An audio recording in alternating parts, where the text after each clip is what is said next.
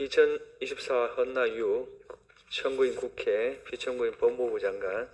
이 사건은 피청구인이 직무집행에 있어 헌법이나 법률을 위반했는지 여부, 파면 결정을 선고할 것인지 여부에 관한 것입니다.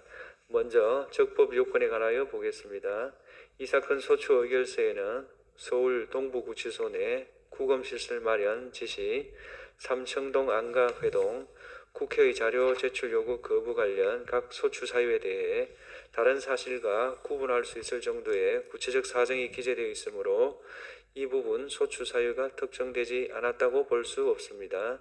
국회법상 탄핵소추 사유에 대한 조사는 국회의 재량으로 규정되어 있고, 탄핵소추의 경우에는 국회에서 질의와 토론 없이 표결할 수 있도록 규정된 것으로 해석할 수 있습니다.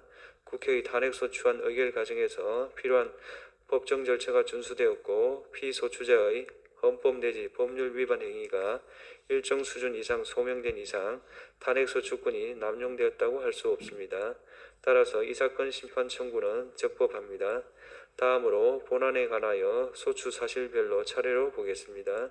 첫째로 피청구인이 대통령의 내란죄에 가담한 행위에 관하여 보겠습니다.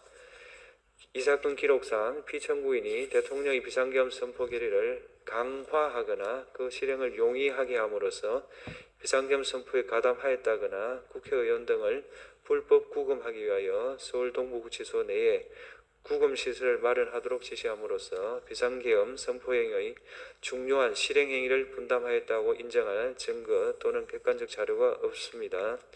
서울 삼청동 소재 대통령 안전가옥에서의 해동 부분 역시 비상계엄이 해제된 이후에 이러한 해동이 있었다는 사정만으로 피청구인이 내란 행위에 따른 법적 후속 조치를 논의하고 대응 방안을 모색함으로써 내란 행위에 관여했다고 인정할 수 없습니다. 따라서 피청구인이 대통령의 비상계엄 선포에 가담하였다고 인정할 증거 또는 객관적 자료가 부족하므로 이 부분 소추 사유는 인정되지 않습니다. 국회의 자료 제출 요구에 대한 거부 행위가 위법한지 보겠습니다. 1. 장시호 서울구치소 출정 기록 자료 제출 거부 부분에 관하여 보겠습니다.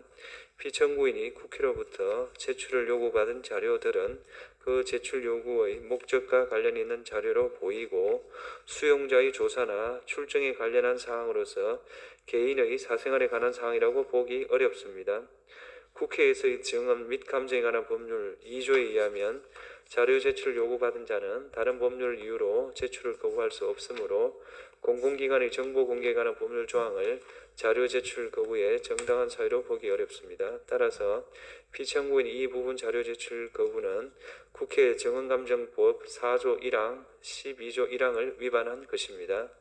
2. 대전지방검찰청의 10년간 특수활동비 사용 내역 관련 자료 제출 거부 부분에 관하여 보겠습니다.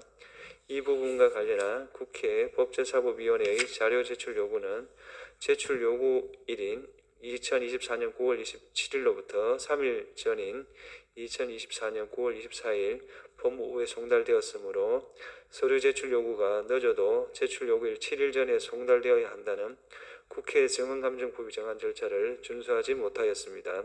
그렇다면 부적법한 제출 요구에 대하여 거부한 피청구인의 행위가 국회 증언감정법에 위반된다고 볼 수 없습니다. 3. 국회의 자료 제출 요구의 내재적 한계 분석 문건의 작성 및 배포 부분에 관하여 보겠습니다.